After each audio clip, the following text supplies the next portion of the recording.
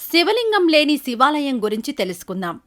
సాధారణంగా గర్భగుడిలో దేవతామూర్తులు కొలువై భక్తులకు దర్శనమివ్వడం ఆలయాలలో మామూలే. ఆకట్టుకునే శిలా నైపుణ్యంతో కట్టిన ఈ శివాలయంలో గర్భగుడి మాత్రం ఖాళీగా ఉంటుంది. ఆ ఆలయమే తమిళనాడు పుదుక్కొట్టై జిల్లాలో అవుదయార్ కోయిల్.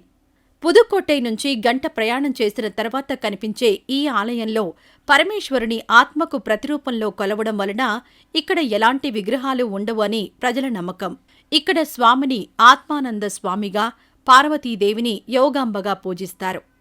ఇక్కడ అద్భుతమైన విషయం ఏమిటంటే శివలింగమే కాదు, నంది విగ్రహం, పార్వతీదేవి విగ్రహం కూడా కనిపించవు.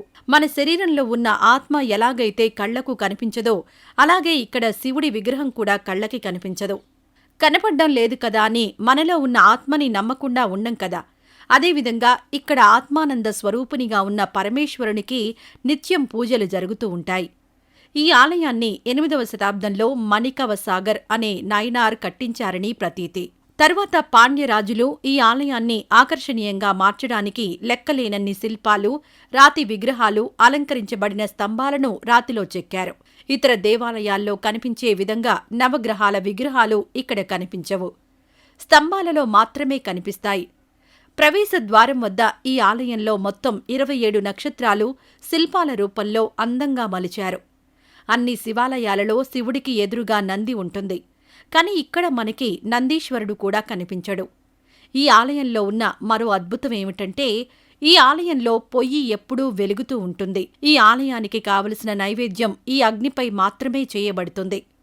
మరో విచిత్రం ఏమిటంటే గర్భగుడి మధ్యలో వేడివేడి అన్నాన్ని పోసి దాన్ని నివేదిస్తారు. ఇక్కడికి వచ్చే భక్తులు ఆ పొగలు కక్కే అన్నం నుంచి వచ్చిన పొగ పార్వతీ పరమేశ్వరులని చేరుతుందని నమ్ముతారు.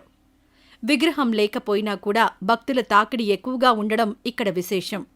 ఇక్కడ శివయ్య ఆత్మానందుని రూపంలో బ్రహ్మదేవుడికి గాయత్రీ మంత్రాన్ని ఈ సన్నిధిలోనే ఉపదేశించారు అని ప్రతీతి.